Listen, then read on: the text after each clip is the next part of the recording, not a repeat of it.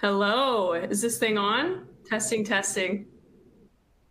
Welcome everyone, athletes, industry leaders to our first virtual panel here from Field Finance, Athletes and Venture Capital.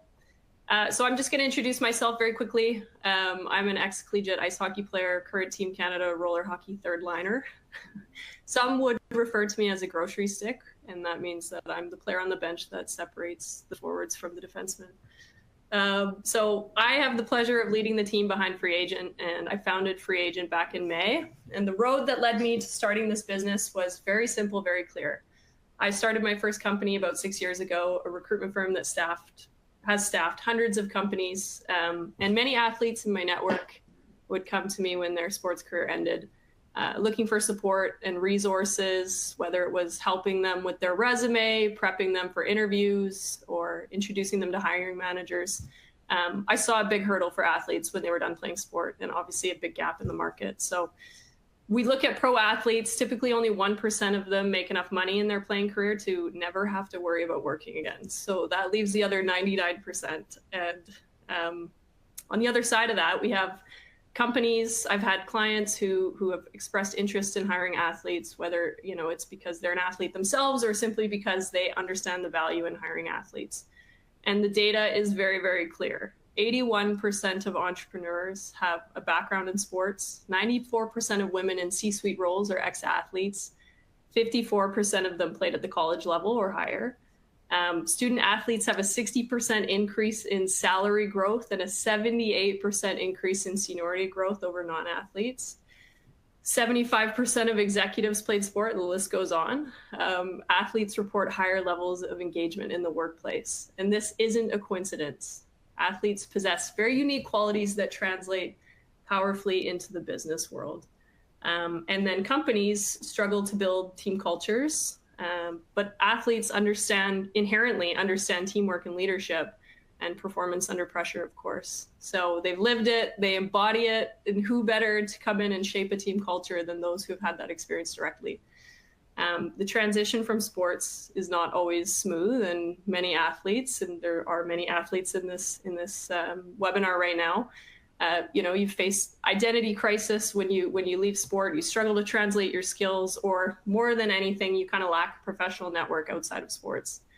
And so this is why we created Free Agent. We're building a platform that connects athletes to opportunities, top tier opportunities. We provide training, mentorship, a network to excel in your post-sport career. And at its foundation, Free Agent is a networking platform.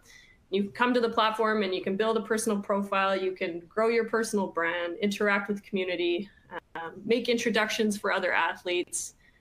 You can take field-specific courses, you could undergo comprehensive career assessments, interact with recruiters at various companies, and those companies are simply there on the platform to hire athletes. So it's a full cycle career support platform, and it's for folks who have played at least 1 year of collegiate, professional, or Olympic level sport. And so today you'll hear from athletes who have successfully made that leap into venture capital specifically. And their journeys prove that athletic experience is a powerful asset in the business world. So this event today is the first of many. You can expect Free Agent to provide value all the time, whenever, wherever we can. And so something to look forward to over the next year. We'll be cheesy names, but we'll be having events that are from court to court, athletes in law, from playbook to prescription, athletes in medicine, from scoring goals to closing deals, athletes in sales. So we know that over 60% of athletes end up in sales roles, so that'll be a good one. And in the future, these events will be reserved for Free Agents members. And so if you haven't signed up to join the platform yet, there's a link here that takes you to our beta registration page. And we're going to be launching beta very, very soon. And so as an athlete, you'll have the opportunity to test the platform, provide feedback, and you'll get a front row seat as we continue to build, refine, and add new features. So without further ado, I would like to introduce our moderator today and Free Agent's new head of marketing, Caitlin Buckle. She's a former volleyball player, University of Alberta, over 12 years in sports marketing, brand sales, including some of her own creative entrepreneurial ventures, which you should check her out, follow her on LinkedIn, and try and connect with her. But I'll pass it over to you, Kate.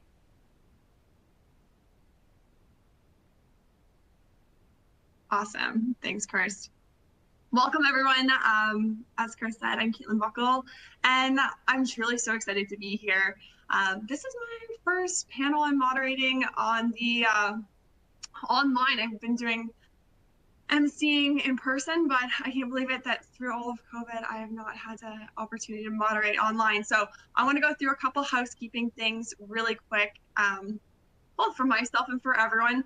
But as you can see, you have a bit of a dashboard in front of you, or you should.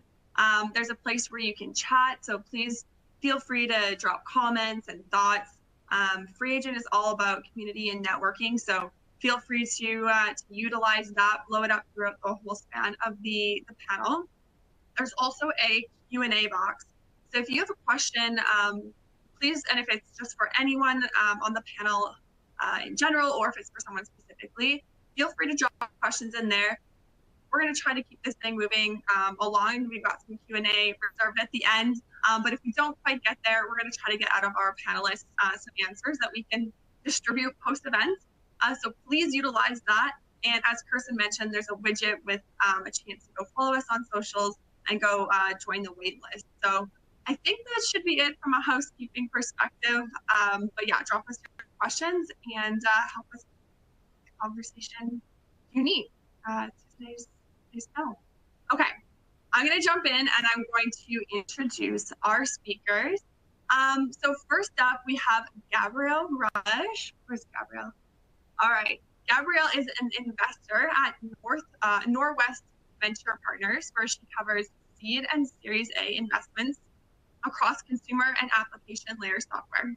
Beyond identifying new investment opportunities, she also spends time supporting existing portfolio companies and building thematic frameworks.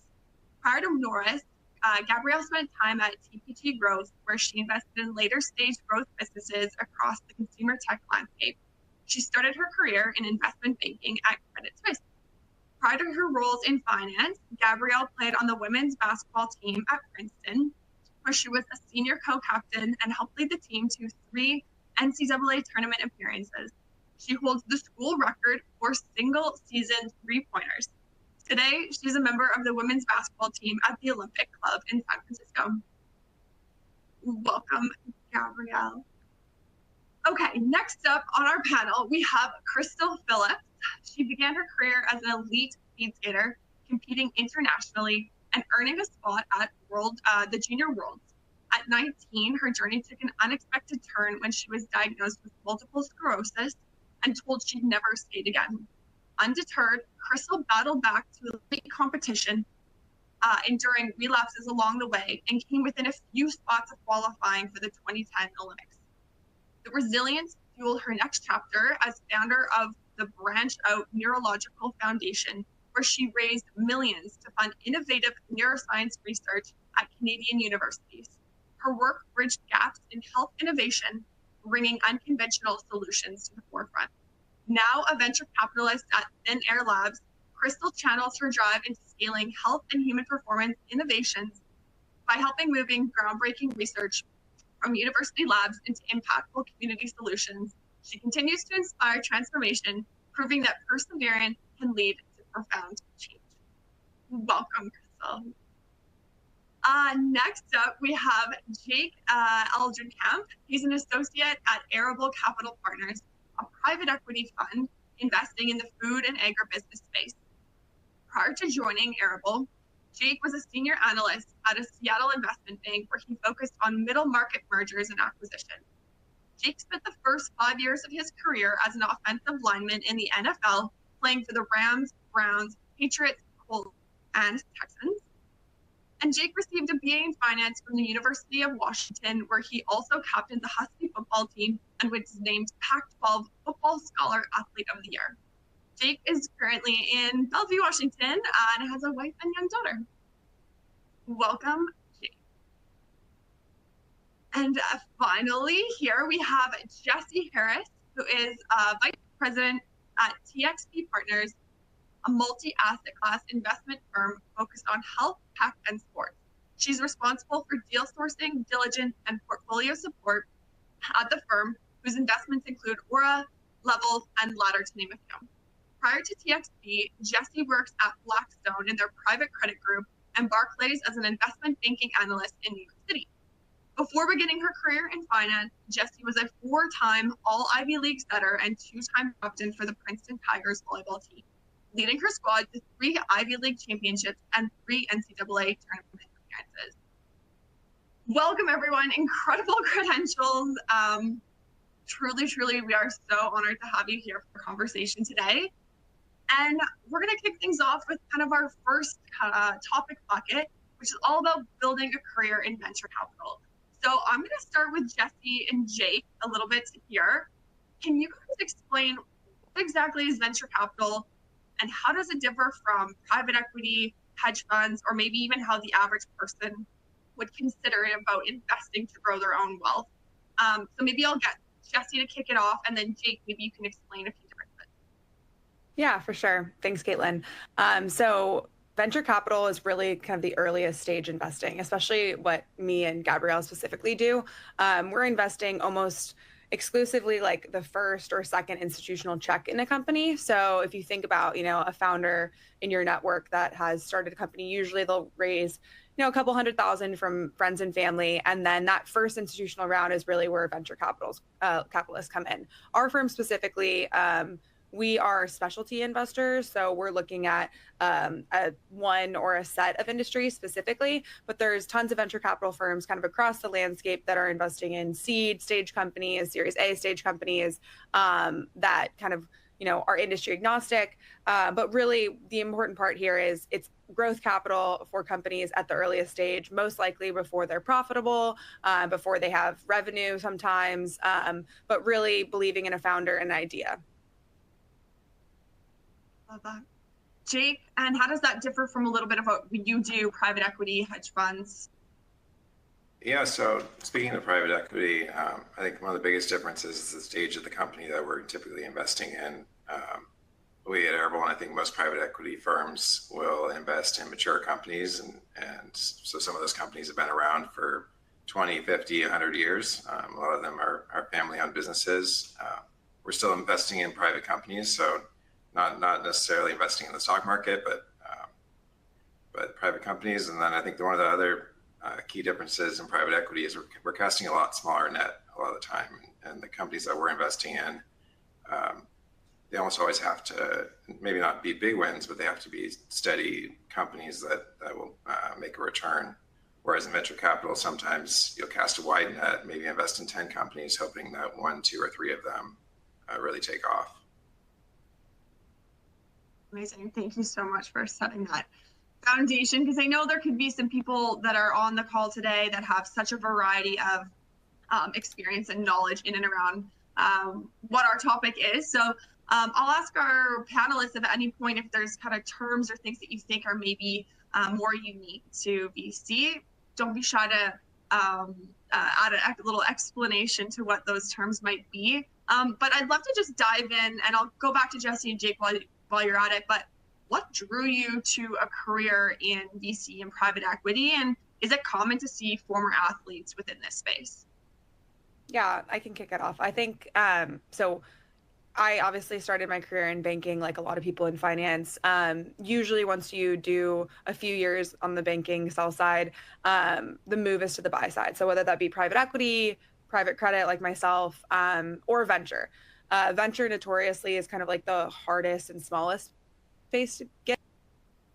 There's not as many firms around. There's not, as much good deal flow. And so it's a much harder space to kind of find positions that fit your skill set and kind of experience level. I went to the private credit side for about a year. And for me, I think being an athlete and also just playing team sports specifically, working with individuals to kind of help build a foundation and I think work towards common goals is something that was inherent to like who I was as a person. And sometimes when you're like on the private credit side, for example, it's the opposite end of that spectrum. It's, you're investing in companies that are extremely old, very established. They're just essentially getting debt on their balance sheet to continue running the business. There's no, hey, we want to grow X amount, we want to achieve these goals, and this is why we're doing this. It's pretty much just kind of steady capital. For me, the venture side of like finance was just really, really interesting. You know, you're getting in really, really early with founders that have an idea, a vision, a dream. They want to build out strong teams. They want to grow.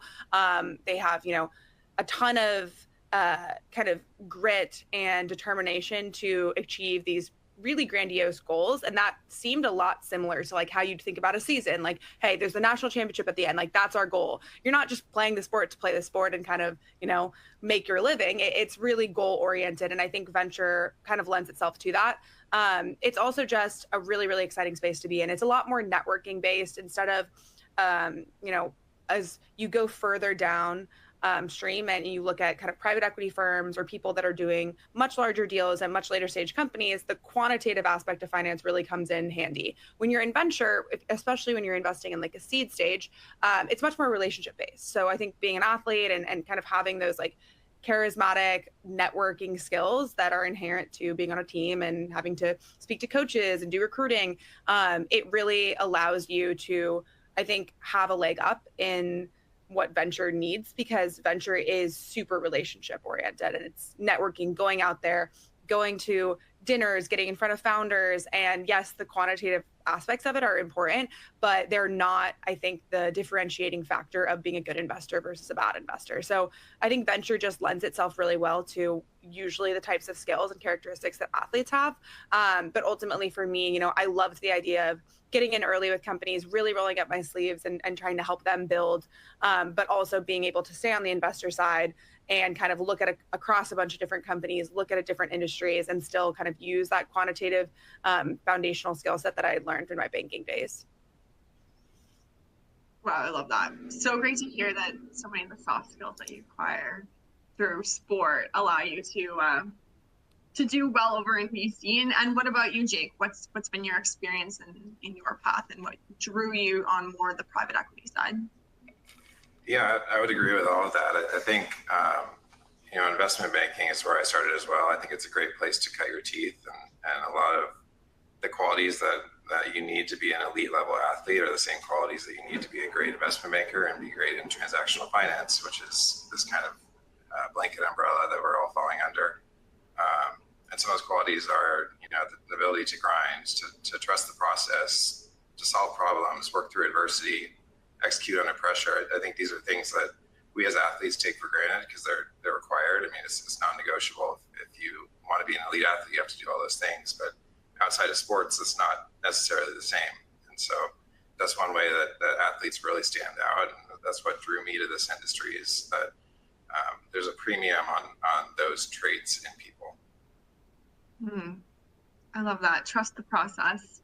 Not always easy to do, but certainly when you're thinking about mapping out a season, as you mentioned, Jesse, it's like you can see those stages so clearly defined, but within your career, it's not always easy to have that patience or to trust that if you do those things, that there's no guarantees. So maybe I'm going to flip it to Gabrielle now. You and Jesse were both at Princeton. I'm curious what that transition is like. Like, do you have to know in high school that you want to work in venture capital and finance in order to then set yourself through the right path at your university? And how do you leverage an alumni network in order to set you up for those next steps? Can you tell us a little bit about breaking in and what you did in the early stages to prepare yourself for now? Yeah, that's a great question. And I mean, I do think that there is a lot of stress around finance generally. And similar to Jake and Jesse, I started my career in investment banking. And I think at Princeton, that was kind of one of the careers that were very well marketed. And so as a person who, you know, was generally interested in finance and business, you know, had gone to a liberal arts school, it felt like a great option to be able to open a lot of doors and to be able to transition to a lot of different careers from. But I do think the longer that I've spent in the industry, you start to see that there are many other non-traditional paths to get into finance and certain aspects of it that can lend themselves better to venture. And so I think, specifically being in venture, a lot of the people that I work with may have come from an operating background, and they bring an entirely different and unique and valuable set of skills than I bring kind of from a finance background. And so I think it's important to not look at it as totally black and white, but I do think that, when you start to think about what it is that you want to do long term, being, very specific about what it is that's going to get you there, and not knowing that there's not just one path and there might be many. And I think, to your point on the alumni network, we had an amazing network within the basketball team at Princeton. And I think I'm, still chatting with a lot of them, most weeks, in terms of just trying to figure out what the next thing that I want to do in my career is. If I'm happy in my role, what I'm looking for in my next role. And so I think that really just being open to utilizing those connections. And I know that oftentimes it can feel awkward to, knock on people's doors and to try to, get 20 minutes of their time to understand why it is that they're doing what they're doing, and, what they would have thought about if they were in your shoes. But I think that, being 5 years into my own career, like, I'm more than excited to give back to anyone on the team, whether it's the basketball team, any school, and just being able to give them a perspective on, what to think about now, and, things that I wish I knew, because I really don't think that there's one specific path to go down. And oftentimes it can feel overwhelming if, you don't get the one dream job that you thought you wanted that was going to, set up this domino effect and, put your career on the right path. But I think that just being realistic about the fact that many routes can get you to the same place. And so being open to learning from people and utilizing your network to, set up an opportunity that, it might just be a call to learn more about what they're doing, but it also might, 2, 3, 4 years from now lead to a job interview or lead to a potential client. Maybe they start a company that your venture firm wants to invest in. And so I think that, it's really just, again, to the point that we've all made earlier, trusting the process and being able to be patient and utilize the network that I think we're so lucky to have within sport. Yeah, that's such a good point. And I guess I'm going to pull in Crystal now into this, because your path was certainly more or less traditional than going through the routes of maybe a finance degree and getting that internship and working your way into investment banking. Can you maybe elaborate a little bit on how yours was so different, and what you how you transitioned your passion into making change that allowed you to have this, different pathway, but like, what skills did you use? How did being a speed skater really set you up in ways that maybe surprised you? Did you discover those? Did people call that out? Like, how did you know that you could tackle such a competitive and challenging to get into industry? Yeah. Hi, everyone. So I do have to say, I wish I had a finance background, because that could come in real handy at many points, as I, became a venture capitalist now 4 years ago without even a university degree. So it was a lot of like drinking from the fire hose and figuring it out as I go. Much more comfortable now, but I still do wish I had some finance background. Like you said, mine's a bit more unconventional. I grew up as a speed skater, and it was sort of at the top of my skating career when I was diagnosed with MS, and my whole world changed. And despite being told I would never speed skate again, I was able to make my way back. And in that journey, I was navigating both conventional and unconventional healthcare systems. And so after a successful career, retired after the 2010 Olympics, and decided that I had a dream even bigger than the Olympics themselves at this point, and that was to fill the gaps in the healthcare systems that I experienced as a patient. And so I started the Branch Out Neurological Foundation to literally branch out, fund an entire new field of study that focused on high-tech innovation and non-pharmaceutical approaches, because there was a gap in funding for those areas at the time. I started this in 2010. And long story short, over the course of 10 years, was able to raise millions of dollars, fund high-quality neuroscience research in universities across Canada, and then realized, wow, like, we are so good in Canada at funding the early stage R&D of what could become like big innovations that could impact millions of people. except in Canada, at least, the incentivization was to really publish papers or climb the academic hierarchy. And it wasn't necessarily to move that research beyond the university labs into the hands of innovators and create companies out of them. So I thought, okay, I got that classic entrepreneurial itch of around 7 to 9 years. And I thought, I want to do something that takes this to the next level and expands and moves this research beyond the labs. I had no idea what that is. So I want to believe there's something to putting a whisper in the wind and seeing what comes. But I had a coffee meeting with a colleague, an ecosystem person in my province. We went for coffee, and he had just exited his fintech company for over $500 million conveniently. And he was talking about what he wanted to do next. He really wanted to start a venture firm in Calgary.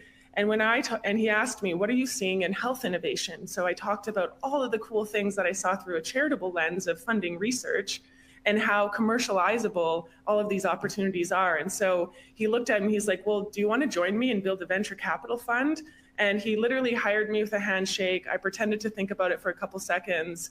And then I took the job, and then I went home and I Googled, what is venture capital? And here we are today, a venture capitalist. We have our first fund, $20 million, sector agnostic, and now raising our second fund, which is all of mine and many people on this call's passions, which is both health and sport ventures. It's called the Performance Fund. I have to take that with another question, but like, where did you find the audacity? Like, how were you compelled? This is such an intimidating thing. Like, so many people would never think, oh, I don't have a finance background. Like, I can't do it. I don't have the skills. I don't have the background. Where did you dig that up from within yourself? I think this is also probably a relatable answer to most athletes and people who know other successful athletes. You are unapologetically optimistic, and you have a healthy balance between your ego and reality, and you're able to navigate accordingly. And so I think I really believed in myself, but you also work really hard on believing yourself. It's not that you don't have all of the imposter syndrome and all of that.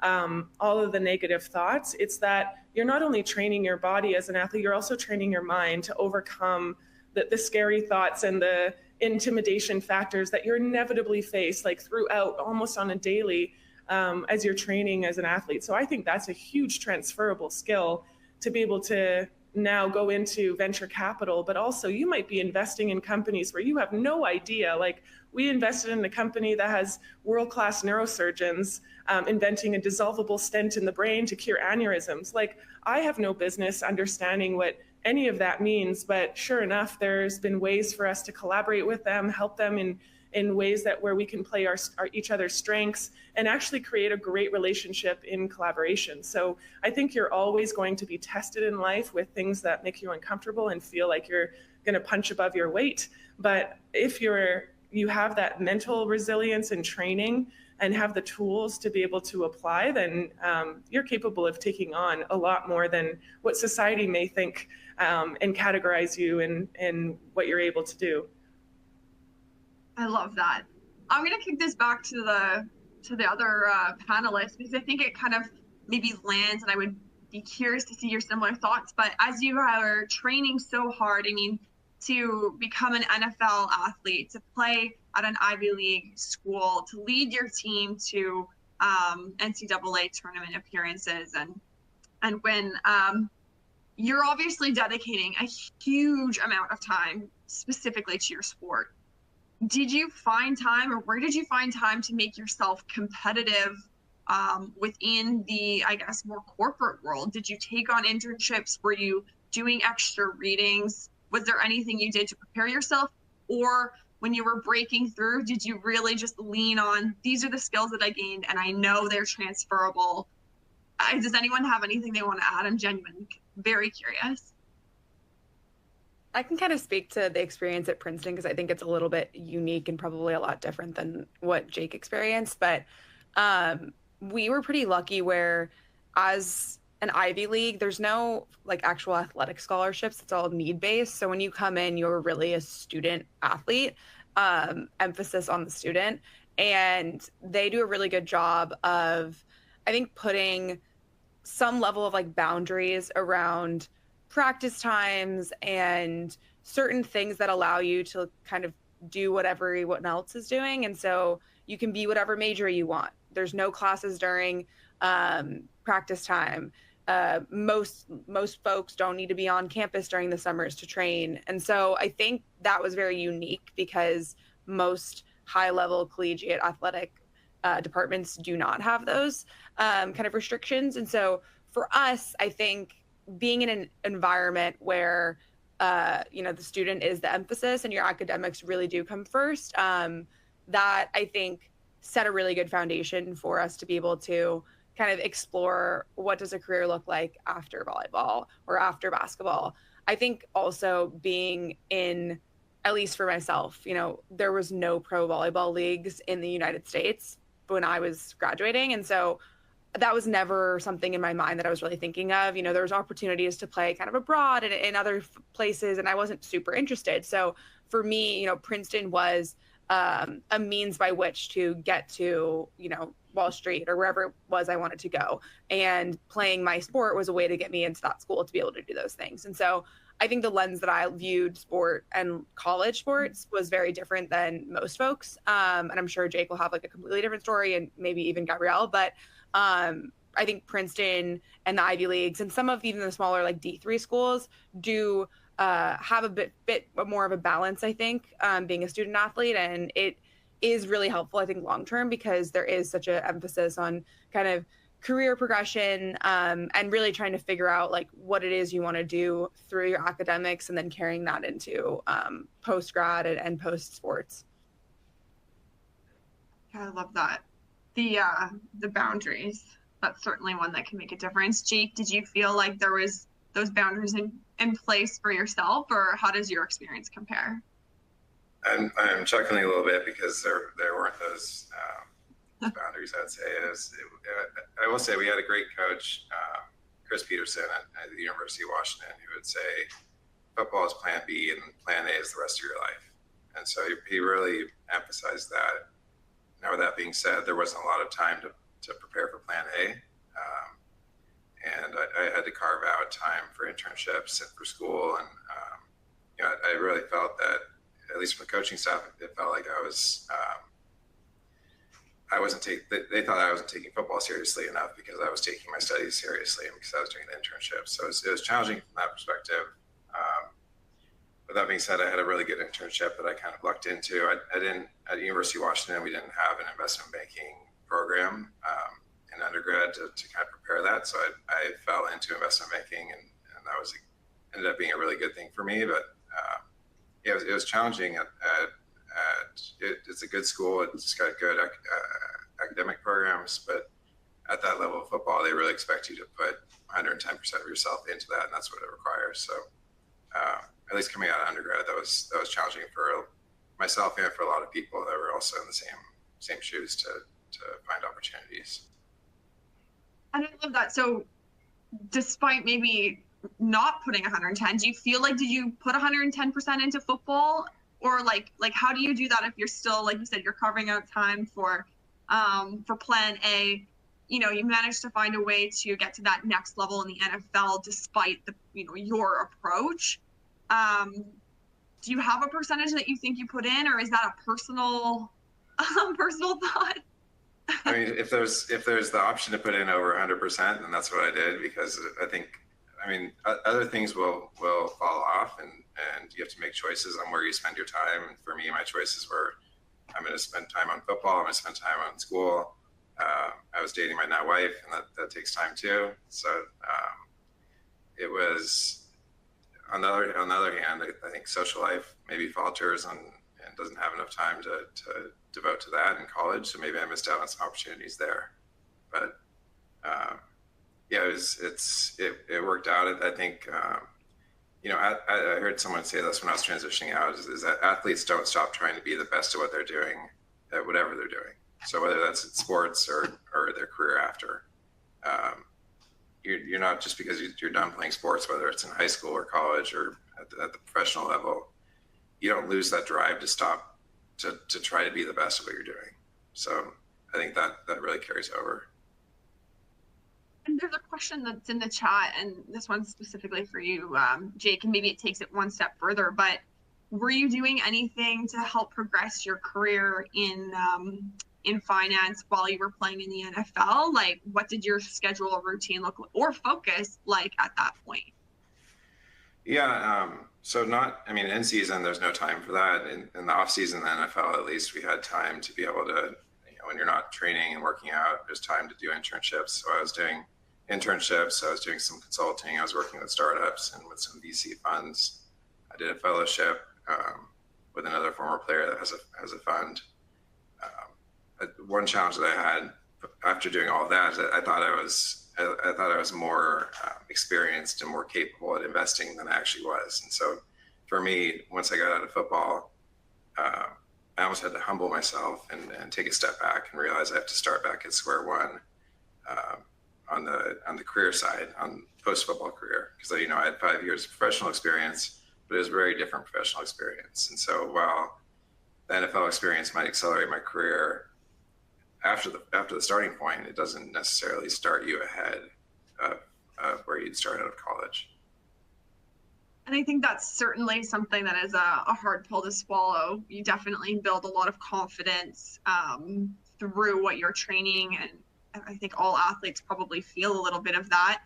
I'm curious, and I'll throw it out to kind of anyone who wants to jump in first, but did you have mentors, or has there been anyone that's kind of stood out to you within your career that maybe you found early, later, helped you navigate your path? Where did you find them? Does anyone have like a great mentor story that they would want to volunteer? I'm happy to keep talking. Go for it. I have a mentor that I interned with actually in college, and I'd stayed in touch with him while I was still playing, and I'm actually working for him now. And that was one, this transactional finance, VC, private equity, it's a very mentorship and apprenticeship focused business. At least that's been my experience. And so, another reason athletes thrive in this is when I was an athlete, I craved coaching. I really wanted to be told what I was doing wrong, and that's a thing that a lot of athletes share in common. This is an industry that there's no one shy about telling you what you're doing wrong. I found that as well. I think that's a good thing. I think it's hard to find that in the world outside of sports is to find that coaching and find that mentorship. So I would charge anyone that's looking to get into this industry to try and find a mentor, or try and find people that are willing to coach you. Any advice on where someone would find a helping hand like that? Where do you even get started? Is that like a cold call? Is that a DM on LinkedIn? Where would someone start?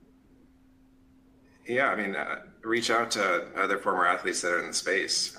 Athletes want to help athletes, and I think that's kind of the free agent thesis, right? Is that athletes are looking to help other athletes that are going through the same thing that maybe they went through. That was my experience when I transitioned out. Is I reached out to our athletics department who said, you need to talk to this former women's basketball player who's doing similar things to what you're doing. And so I got in touch with her, and she was great at mentoring me through this process of transitioning. She introduced me to someone who introduced me to someone who then gave me my first job. So really just pounding the phones, pounding the email. When I was transitioning, I took a meeting every day. That was my role. I'm going to meet someone new every single day until I figure out what I want to do. So I didn't know what I wanted to do initially, but talking to a lot of people helped me figure that out. I love that. I'm meeting every day. There's certainly some hustle. I like to consider that part of the career is putting in sweat equity for sure. You're investing a lot of time unpaid searching for those jobs and networking, but it can definitely make a huge difference. I'm going to go back to Crystal, Gabrielle, and Jesse. Can I take the mentorship, not jumping in on that? Would that be, maybe, are you nodding yes and no, you've had some, or is it maybe more of a competitive space that you kind of have to cut your own teeth and do your own networking in order to kind of rise to the top? Maybe I'll kick it over to Gabrielle first, just to see what your experience has been in finding maybe those veteran players to kind of help you navigate the industry.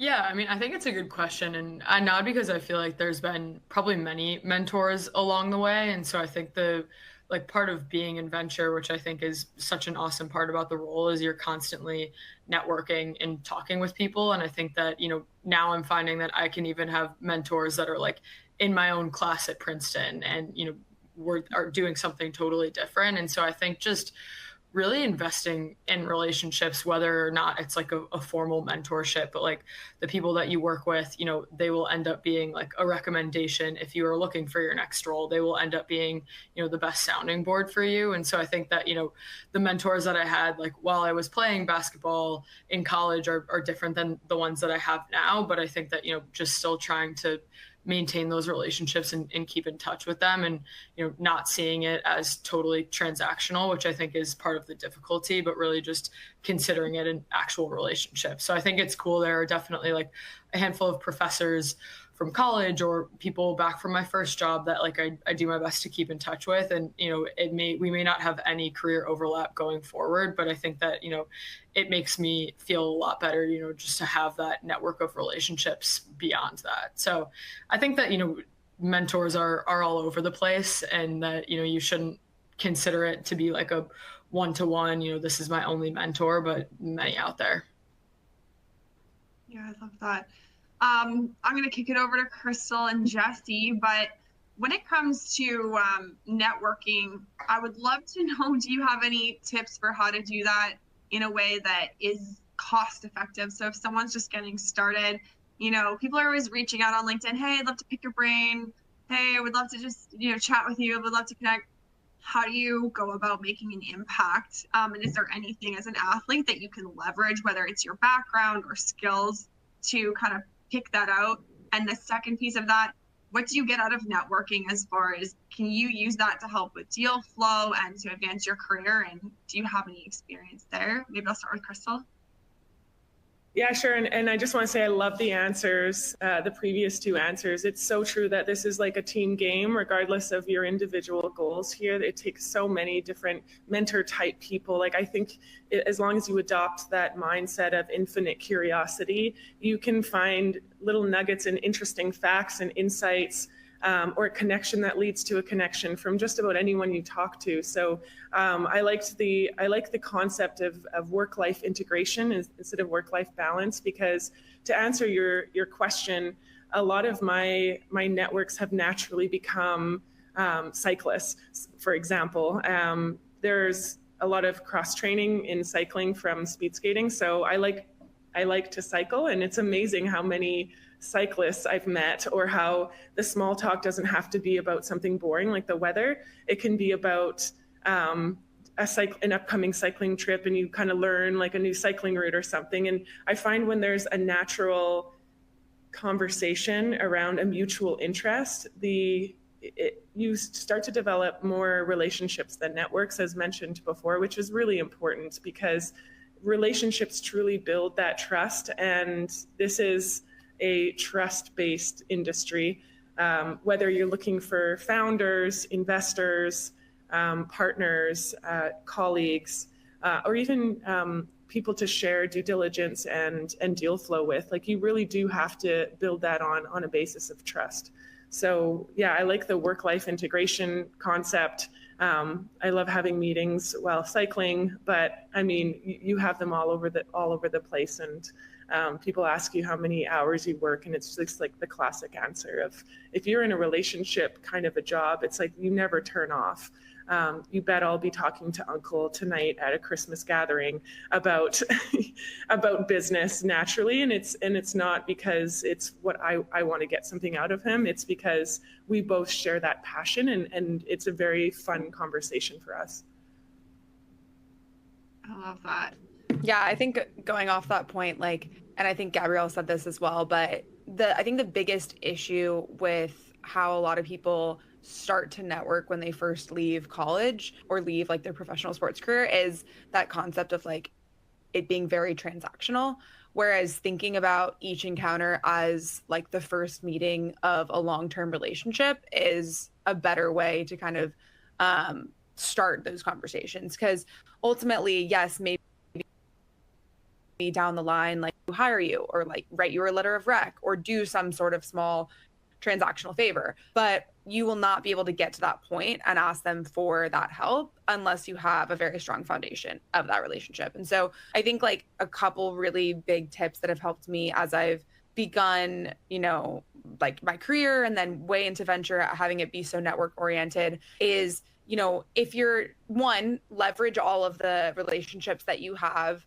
through sport or hometowns or family members or whatever. I can guarantee you that most individuals that you want to get in touch with, there are just a number of degrees of separation. Like the world gets a lot smaller, especially as you continue to grow in your career. And so finding a little bit more opportunity to like reach those people, it's just a matter of doing the work. And, whether it be LinkedIn or a free agent or something like that, trying to be on those platforms, trying to find where the connections are.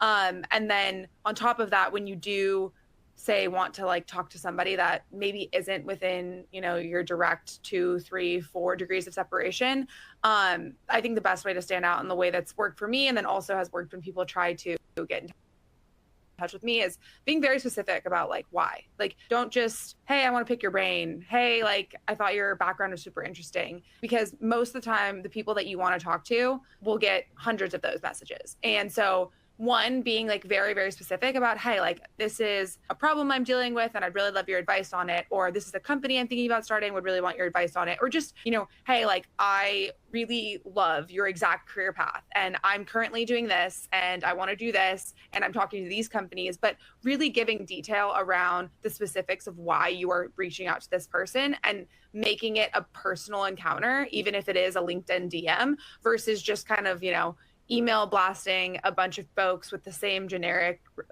paragraph. It's not going to hit the same, and most likely you're going to get a lot of ghosting or non-responsive people. And so I think being specific also makes it feel a little less transactional too. But like Gabrielle said, I think getting comfortable with taking people's time and taking up space in their life and their thoughts, and once you do build those relationships, actually having the kind of gumption to, hey, like I want to work for you, or I want to work for this person, can you help me? I think it's something that as athletes we always want to like practice really hard, work really hard to achieve an outcome that you can most likely do kind of independent of other people around you. But when you're in the like career world, asking for favors isn't a bad thing. And so I think just like getting your mind around that concept, it took me a very long time, I think, post-grad to be comfortable asking people for help and asking people for connections. But, what goes around comes around. And I can guarantee you, like most of those folks have had individuals in their lives that have done those types of favors for them. And so more often than not, they would love to help you out. It's just a matter of like laying those kind of foundational bricks that really establish a relationship where they can trust you and then also want to help you and understand why you're asking for what you're asking for. That is such great advice. And I think one piece that you added, that when people talk about making something personal, you make a really, really great point about getting comfortable to take up space and to know the timing of when to ask. And so often you put in all of that time, but you're just too scared to ask. That is incredible advice. And I wish more people would tag that onto the be personal when building those relationships. So I think that's such a valuable insight. I want to wrap up this part of our chat with, what can someone do over the holidays, now that everyone has a little more space, to better position themselves to be a better employee or whatever phase they're in their career? Does anyone have? I would love if everyone had like a tip or something someone can do, read, listen to, watch, whatever it is. I'm going to start with Jake. Yeah, I mean, I hate to keep on the same topic that we're talking about, but I would say, specifically reach out to a couple people that you really want to talk to, and you have a compelling reason why you want to talk to them. Because I get the same emails that the other three of these folks get that are non-specific, and you can tell when they're just sending emails out to hundreds of people trying to get one or two to email back. So reach out over LinkedIn, reach out over email and say, hey, I'm I'm a current athlete or I'm a former athlete, and your story really resonated with me, and I really want to get into VC or investment banking or private equity, and this is why. And would you mind taking 15 minutes to talk to me about it? Love that. Crystal?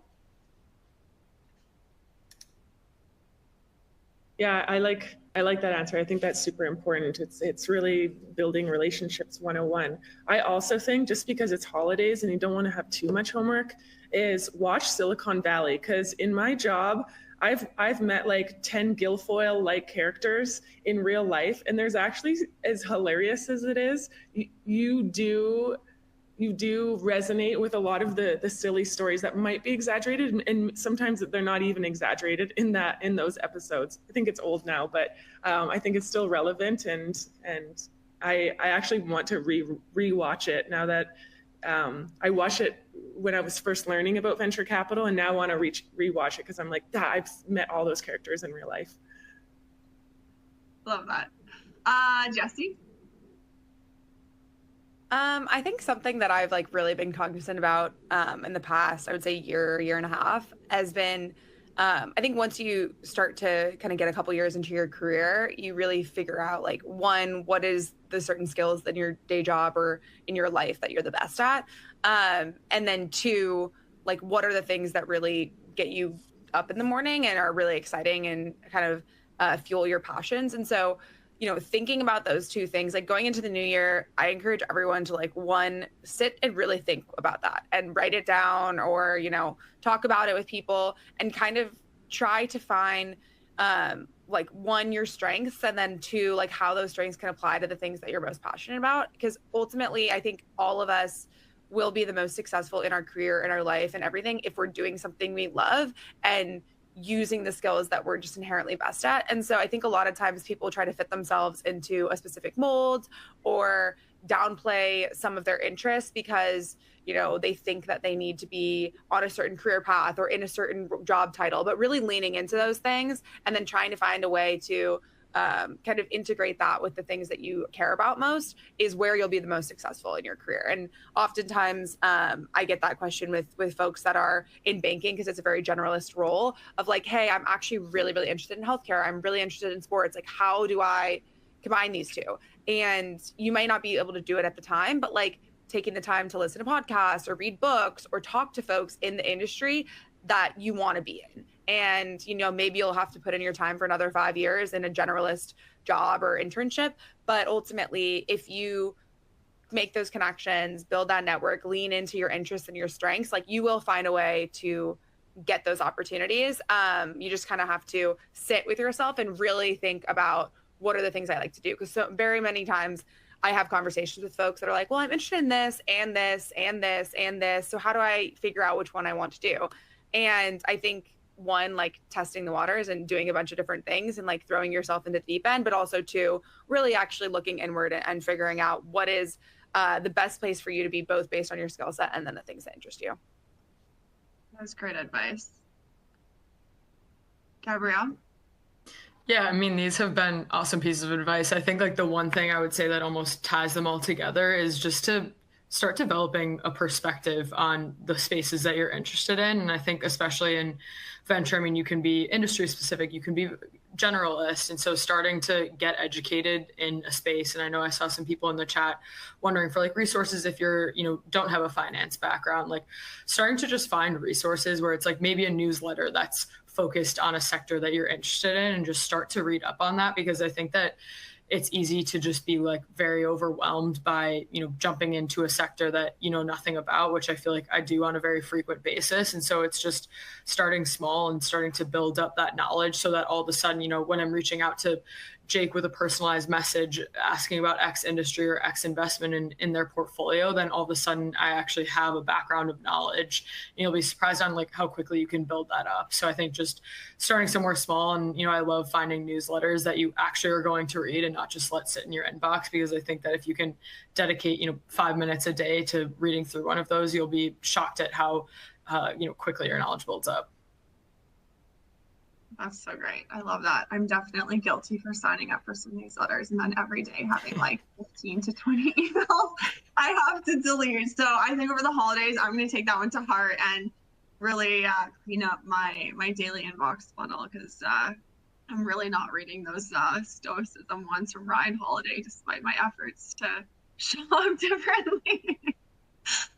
Okay, I'm going to move this over to the next kind of discussion bucket. And this is to offer a little more perspective to anyone who's on the call that might be starting to get that entrepreneurial itch. Maybe you're in your current job, you've got this idea, kind of like you just described, of like, where are your interests and your passions and your skills? A lot of times, you know, entrepreneurial ideas are really born out of that like life experience you've gained, and you shape your own unique perspective on solving you identify a gap or a problem, and you take your own experiences and create a solution. And I think that's, you know, a great example is Kirsten here and how she's looking to solve this gap for athletes with Free Agent. So I want to talk a little bit more about raising capital as a startup or as a founder. As Kirsten mentioned, 81% of entrepreneurs have a background in sport. And so maybe I will start with Crystal. Why do you think athletes make great founders, and what do you think, what qualities from an athlete specifically are do you see in success when they go to either raise money or grow their companies? It's a really good question, and you can often tell that they were elite growing up if they had an athletic background, and now they're going after a big bold dream, founding a new company. I work in the world of mostly health, and a lot of athletes I find are also drawn to health, given, you know, injuries that they might have experienced and touch the healthcare system in various ways that way, or they work with allied health practitioners all the time, chiros, physio, sports psychologists, that sort of thing. And they're just generally health literate. So that's one thing. And the transferable nature is, I spoke about being unapologetically optimistic. This is unapologetically optimistic about what you're capable of as a founder, what your company is capable. So having really big, bold, 100x like potential companies. And as mentioned before, different than private equity, in venture capital, you're looking for, you know, 100x potential. And not all companies get those kinds of returns, but you have to think big like that and go for really big markets. So that unapologetic optimism is really cool to see, and it's contagious, and it really helps you envision what the possibilities are.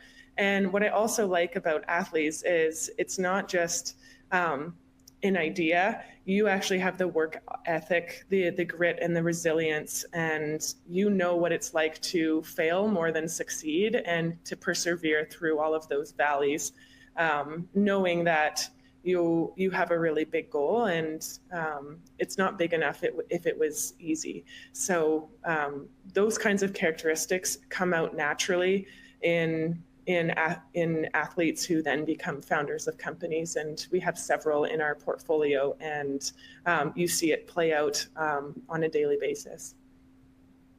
Maybe I'll go back to Jesse and Gabrielle. What do you see as far as like some of those founder archetypes? There's like kind of the traditionals.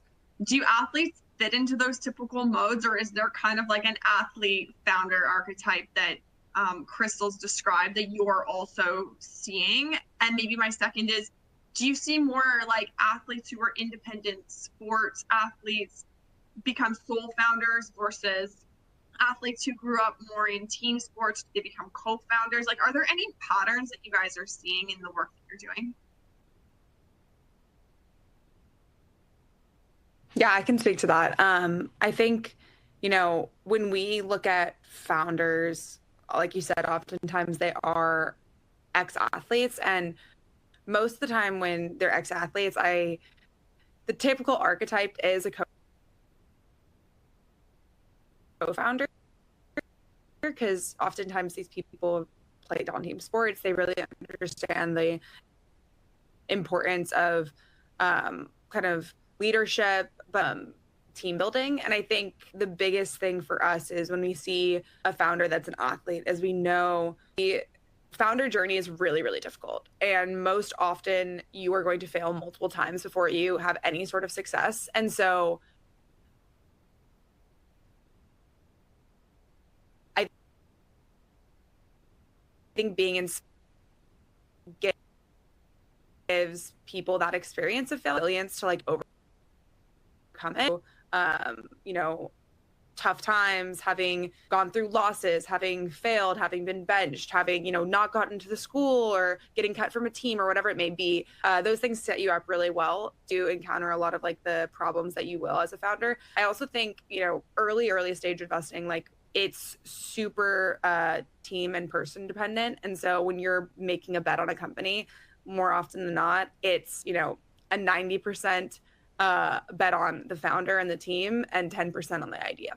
And so when you think about that and you think about athletes, typically athletes know how to like build camaraderie, build a really great team that works together, that can flow together, that feeds off each other's strengths and supports each other in their weaknesses. And so those two qualities, I think, like the team building and almost like servant leadership of athletes, and then also the resilience that comes with failure, are two huge things that we look at in founders in general. And obviously when they have a high performance athletic background, it really gives us kind of those automatic check marks that help us get across the line.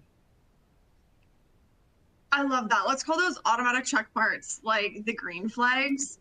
Are there any red flags that VCs kind of come across with, you know, former athletes that you need to like talk to them about to identify any blind spots that they might have? I think, I can't remember who said, but, or maybe it was Jake, you know, you can have like some big confidence, like when you're leaving that athletic background, you've kind of built yourself up to be such a big fish. What kind of red flags are you looking for, or what blind spots do you tend to call out? And maybe I'll let Jesse keep it and then kick it off to Gabrielle. Yeah, I mean, I don't think that you're ever going to like look at an athlete founder and automatically think like, oh, here are some red flags. I think like what Jake said, especially when you've performed at the highest level and you've had success at the highest level, I think just that transition from like being an athlete, being at the top of your game, to, like I said, a very hard founder journey where you're starting basically from zero with little capital, you know, little experience and a whole lot of no's. And so I think like sometimes athletes tend to have a little bit of overconfidence or a little more ego than someone that necessarily hadn't had that kind of athletic success. And so, you know, being on the lookout for, you know, not being delusionally optimistic, but optimistic about how they can achieve things and what they can achieve. And then just making sure that, you know, ultimately at the end of the day, the kind of, I don't know, the company is at the center and it's not just an individual, because a lot of, I think, big success stories in venture revolve around the kind of like key man figures at those companies. And not to say that that's a bad way to, you know, grow a business, but like we think of like the Mark Zuckerbergs of the world or the Jeff Bezoses, and a lot of like most of those companies were venture backed. And oftentimes when you have athletes, there is a tendency to, hey, like it's the me show, it's all about me. But in the early days, it's really important to be lifting everyone else up, be self-sacrificial, and kind of that servant leadership that I talked about. And so just making sure that there's a balance between kind of the confidence and the ego and the way they kind of treat their team and the way they lead by example versus, you know, just trying to be kind of like a figurehead. Wow, what a great point. Gabrielle, do you have anything to add to that? Yeah, I mean, I don't think that there are necessarily red flags that we see when we're looking at a company that's founded by an athlete, but I do think just having that self-awareness is definitely key. And I think generally, athlete or not, we like to see companies that have more than one founder. And, you know, maybe you're just getting started and haven't necessarily found the right co-founder yet. But I think, you know, we like to see a founder who can sell their idea to someone enough to be able to, you know, want to join early on. And I think that that will really lend itself to having the self-awareness self-awareness to know where your own weak spots are and to see kind of what you might need to be complemented with when you think about having a co-founder on board. But in general, I think like I would not shy away from leaning into your athletic background. Like I think that I'm like surprised every day how much people generally appreciate that within the corporate world, within the finance world, within the founder world. And so I think that there are many things that will translate to, being a strong founder. But again, just having that self-awareness to know, where your own blind spots are and where it might be helpful to have, either a co-founder or someone who's, part of the early team joining the company that can really make up for those and kind of fill in those gaps. That's such a great point. I'm liking, these are great answers. And I think for those that are at that point where they're looking for a co-founder, like if you like really vibed with someone on a team, like, is that a great place to start? Or like, where would you find a co-founder? I know sometimes people look on like websites to find another co-founder and you can post it like a job, but like, where do you find a co-founder? Yeah, I mean, it's a great question. Obviously, I haven't been through that journey myself, but I think that a lot of it just starts with talking to people, like whether it's like your friends or people that or people that might have a background that lends itself to whatever it is that you're building. Because I think that, within venture, I'm just constantly surprised by the fact that opportunities really do arise from the people that and it might be a friend of a friend or someone that you met super quickly, but you may have mentioned an idea to them that all of a sudden they're like, oh, Caitlin was actually talking about this company that she's building. Like, Jesse, you might be a great person to go speak with her. And so I do think that a lot of those connections can happen naturally if you're just quite proactive about, speaking to people and really just like being out there preaching about whatever it is that you want to start, because I think that that will just get a flow of people who have it top of mind and are trying to connect you. And certainly beyond that, I think that there are, networks that you can join where it's like people who are looking for co-founders or kind of, tend to be ripe with people who are looking to be entrepreneurs. Love that. There, you honestly cannot talk about your business when you're starting it up. There's no one who shouldn't be a candidate in my mind. You can just keep practicing, whether it's practicing your pitch or, never know where that will lead to. I have a little bit of a question here we're entering this like new world with like digital footprints, social media, and athletes now are building these massive platforms during their times as athletes. Whether it's pro, Olympic, collegiate, and they're starting to, have these platforms. What a great place to start a business from if you have a passion point, because you already have this audience that you can reach. How are VCs assessing athletes that are coming to them with opportunities at such a young age? And is that something that, are you looking for a certain scenario for them to be have the team around them? Or if an athlete is just like, I've got this idea, I've got 1 million followers, like invest in my company. Do you guys like treat those pieces any differently when you're looking through the potential from an idea, knowing that an athlete has a personal brand already established? And maybe is there any concerns about how they built that audience and will like really resonate with the product that they're looking for? Does dancing on the internet, and I say this like sounding such a boomer, but like, does dancing on the internet translate into sales of XYZ product? I'm not sure who wants to take it, but if that jumps at anyone, go for it. I can talk about it a little bit because we invest. Yeah, go ahead, Jesse. Thanks, Jesse. I was just going to say we invest in a lot of like consumer health stuff, and I'll let Gab add to it. But we've looked at a ton of companies that have had like athletes on cap tables or athletes as co-founders. And these are professional athletes, millions of followers, et cetera. I think, the biggest thing is like, it's industry specific. And if you're selling like a CPG product or you're selling something in retail or through TikTok shop, that's like a tangible item that's going direct to consumer, then there's a huge upside to having a huge brand, a big reach, a team that, can leverage the kind of audience that you've built. And you see like the Cavender twins with Hustle Beauty, and you see, a number of like NBA players with their own brands. And it's definitely been done before, and it's something we consider. I think, the numbers have to show what what the impact is though. Like you can't have 1 million followers, have had the product on for a year and not sold any, like I think that usually kind of like revenue and traction will go hand in hand with your audience if you are a good enough marketer and you really like believe in the brand and can sell to people. I think just, starting a company to start a company and not putting in the work and putting it out on socials and doing all the right things is not super helpful. I think like in any other industry though, it's not like an advantage. You look at anything B2B or you look at anything that's, I guess, non-consumer focused, being a athlete or having a big audience doesn't really matter. But yeah, there are certain instances where it works for sure. You just have to be really strategic about it and you have to buy into the brand. Gab, I don't know if you have anything to add.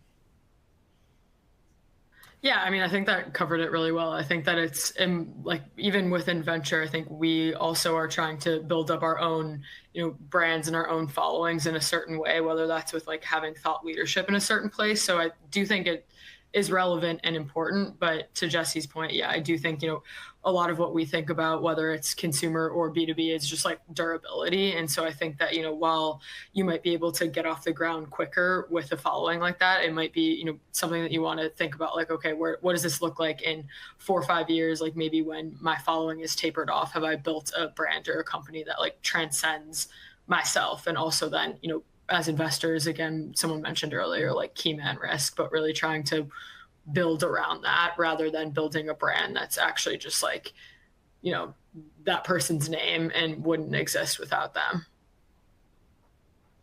That is such a great point. And you're almost like seeing this in I think I was breaking it down on Instagram about Cam versus Kylie. I know they're not athletes, but the way in which they're building their brands, and maybe Cam is starting to build Skims in a way that does transcend more than her personal brand through collaborations and whatnot, but Kylie still being very attached to her personal brand.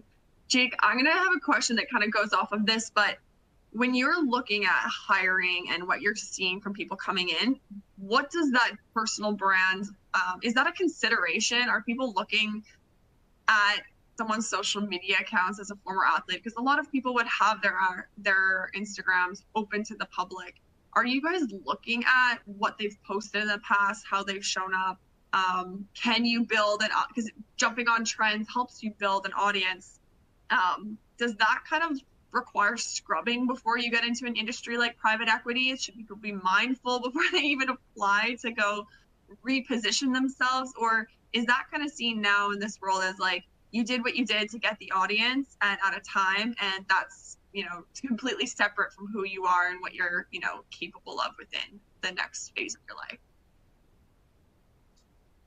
Yeah, I'm probably a unique person to ask on this because I don't have any social media outside of LinkedIn, so I've stayed away from that beast. But yeah, I know there's a lot of companies that do hire third parties to look through social media and use that as a hiring criteria. Or when we look at companies, we'll go through owners or founders and what they've done.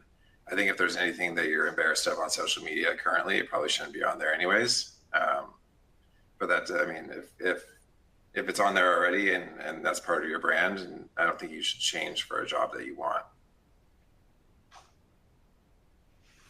Anyone else have a portion of it? Crystal, anything to add there? No, not much to add there. I'm actually just fascinated watching how athletes have social media accounts and how they can actually boost their personal brand, because I think it's a cool opportunity to learn about marketing. And in some ways, I feel bad that they have to be so markety at such a young age. And there was something nice about just squatting and not feeling like you have to like record your squats all the time. But I think it could really be transferable. I think you learn about marketing. I think that is interesting in how you present yourself, your products, how you engage with people online, build your network online. I think and use like all of the different ways to engage people and all of the AI apps. It's fun to see the creativity that people have gotten into, even though I'm not one of them myself. And I have like literally 3 pictures of me speed skating and training. I'm old now. It's definitely a new era out there, that's for sure. I like to show up and have a little fun, but I do have a hard time with opening myself up to every aspect of my life. Maybe that's, like you said previously, you just kind of have to have the unapologetic approach of, this is who I am and this is how I show up, and I'm going to do whatever it takes to build that audience, which, can come in handy when you're looking for those favors and things later, or those early, hey, I have access to a community. So I want to ask everyone, because there's a great question in here from Chase. Has working in venture capital fueled your own personal inspiration to found your own company? So I think the terms would be to move into that operator kind of stance or as a founder. Does anyone have one? Jesse, do you want to kick this one off? Yeah, I'm happy to speak to this. And I've actually been thinking about the operating route a lot recently. So, I think being on the venture seat, it makes you have a lot more respect for founders. Me personally, I've always wanted to operate and I've always wanted to build companies, which is why I transitioned from a private credit role to a venture role to get closer to those people. I think the longer I've been in venture, the less interested in founding my own company I've been, because I don't have the conviction around like a certain idea that I personally have yet. That's not to say I won't ever be there, but I will say, a lot of people want to like found a company to be a founder, and they don't found a company to solve a problem or, create an impact. And that's where it gets really tough, and you're going to encounter a lot of failure. And so I just think the biggest thing to keep in mind is like being a founder is not glamorous. Even when you raise millions of dollars, oftentimes you're going months without paying yourself. You're essentially, living month to month, and you have to really believe in what you're doing in order to enjoy it. And even then, sometimes, it's not enjoyable for a long time. So I think, yes, in some ways, going to the operating side, I've been inspired more so as I've worked in venture. I would say founding a company specifically, seeing the ins and outs of it, I think I am more hesitant around what I would kind of like sell my soul to actually found a company. And I will either research and a lot more kind of like, thought exploration and networking before doing so, just because, I've seen how hard it is, and I've seen some of the most capable, charismatic, amazing people go through really, really tough times being a founder because, they didn't expect all of the kind of trials and tribulations that come with it. Yeah, you're right. The founder journey might be one of the toughest ones, out there. And it's not easy to move and make those decisions when like core values or core essentials like, job security or financial security. So that's a really great shout out. Graham has another question on here. And so I'm not sure who wants to take this. Maybe I'll flip this to Gabrielle. Have you encountered any misconceptions about athletes or yourself in the professional world? And how have you addressed them to get a position or advance your career? And if it's not Gabrielle, because you don't feel like anyone else can jump into. Yeah, no, I'm happy to speak to it, and then anyone else should feel free to jump in. But for sure, I think that I definitely have had and still have imposter syndrome. And I think especially going to Princeton, I think Jesse's point where, there is, a different application process for athletes. And so I think that, a lot of times I was wondering like, okay, like, do I deserve to be here? Like, am I as smart as the other people who may have just gotten in like fully off of, their own academic backgrounds versus other skill sets? And I think that, it's just important to take a step back and realize that there's always going to be people who doubt your skill set no matter what you are doing. And so I think just being able to understand that, being an athlete does really equip you with an interesting, set of values that put you ahead of the pack in terms of, whatever that is, being a part of a team. And so just leaning on that, people will always have misconceptions about athletes, about non-athletes, about, every single type of person. But I've actually personally found that within the working world, like, people actually give you a lot more credit for being an athlete, especially from the non-athlete side, because I think that they know how hard it is to, be able to compete at a high level while also taking on, an academic role and while also pursuing a career. And so just leaning on that and trying to have confidence in that. But I don't know if others have things to add there. Maybe Crystal, do you want to speak? You have a little bit of a different path. Like you said, not having that degree in finance, has there been anything that you've kind of had to, go up against to represent yourself in order to be taken, seriously and credible within BC over the last 4 years? I think I'm my own worst enemy in this situation. And like Gabriel said, it's that getting over the imposter syndrome. And when you do, people can feel and sense confidence.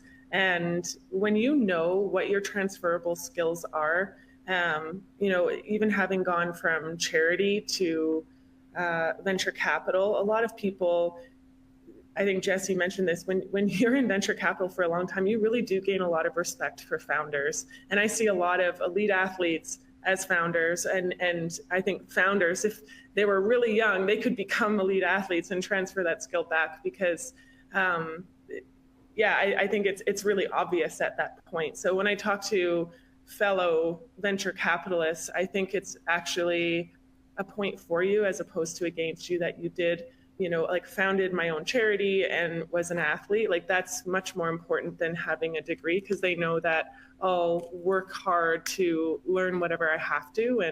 And ultimately, as long as I know how to be humble and know where my weaknesses are and where I need to either learn on my own or find teammates to be able to support me in filling any gaps, I think that those are the characteristics that really matter. And so there are going to be people that judge you, don't think you're good enough or capable, no matter what you do at any level in any type of industry. So I think really in the end, it's all about working on your own confidence and learning about what your personal strengths are and how you can play those and fill in the rest with other resources or professional development opportunities.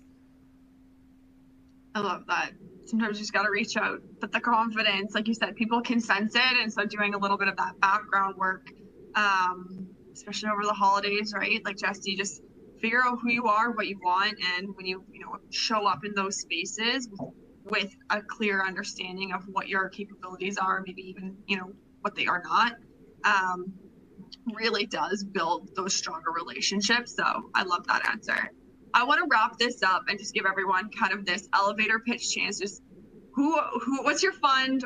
What kind of projects are you guys going to be investing in, or what are you guys looking at in 2025? And how would someone on this call maybe get in front of you if they had a killer pitch or idea, or I guess the private equity side? Maybe they work for a company that's very much more established, but I'll give everyone a chance to just talk about what you're working on right now, what you're excited about, and how people can get in front of you. I'll start with Jake. Yeah, so probably different on the getting in front of us path, but Arable is a over $500 million fund. We invest in food and agribusiness, and we're looking at a lot of different opportunities right now. I think it's an interesting environment. A lot of people are waiting for the election to get over and to see what interest rates were doing. But now that we're starting to settle in a little bit, I think we're gonna have a busy 2025. So if you have a generational family business that does food processing, feel free to reach out and we can talk. If you're from Saskatchewan, if you got some land, Alberta, Sask, Winnipeg, you never know, over in the Canadian side. What about Jesse? So we have two funds. One is an early stage venture fund that primarily invests in pre-seed and seed.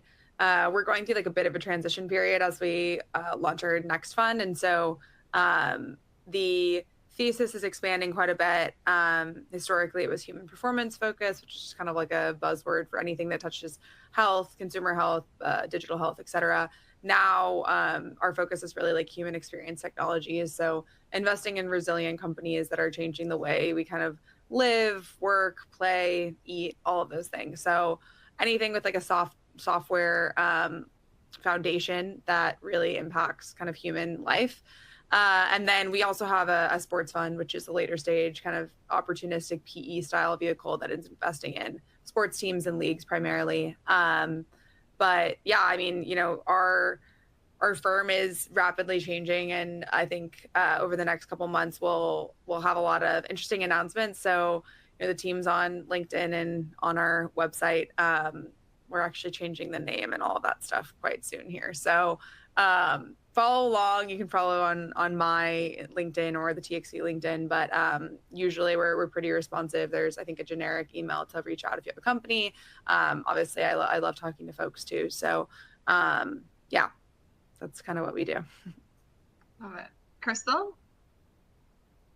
Yeah, so what I was saying earlier about getting over imposter syndrome, I was kind of coaching myself in real time too, because we're fully deployed in our first fund that was sector agnostic. However, half of the companies were in the healthcare sector. We see so much opportunity in that, have a lot of confidence now to build a $100 million fund that we're raising for now, and it will go to health and sport ventures, health and human performance. So very same but different focus as Jesse, and I really liked how you described human experience. So yeah, we'll be raising capital probably for the next year, hopefully sooner, and then start deploying new capital in companies across North America. And in the health area specifically, it's about health of the future, which really focuses on prevention, precision medicine, and personalizing care pathways, which I always say it's not just the innovation of the thing, but the way. So you may have a gadget or a device, but to actually integrate that into the big complex healthcare systems, let alone get adoption by the end user, whether it's a doctor or a patient or a care practitioner, is a whole other level. And then the performance side is looking at longevity and health span and sport performance, and looking at not only how do we prevent disease or cure disease or manage it better, but how do we optimize our health to be able to achieve all of our hopes and dreams as humans. Amazing. You guys all have such incredible years ahead, some really cool initiatives. And Gabrielle, what are you guys working on and what's coming up in 2025?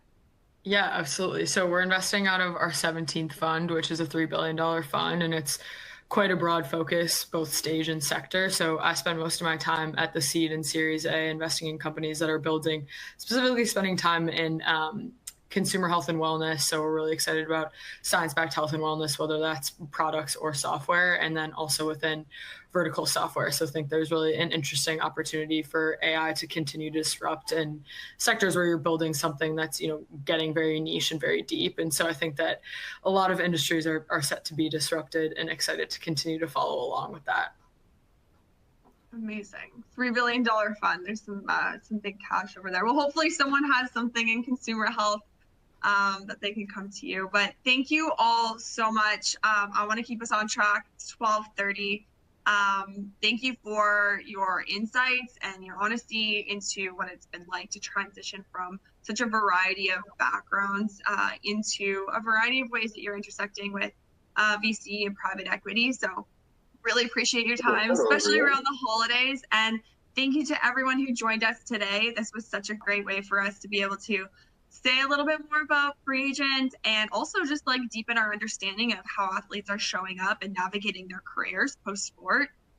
So I'm going to put a little shout out and say, this is that moment where we're going to ask and say, if you have not joined the wait list yet for the beta, we want to really invite you into that process, because we are going to be building this platform and co-creating it.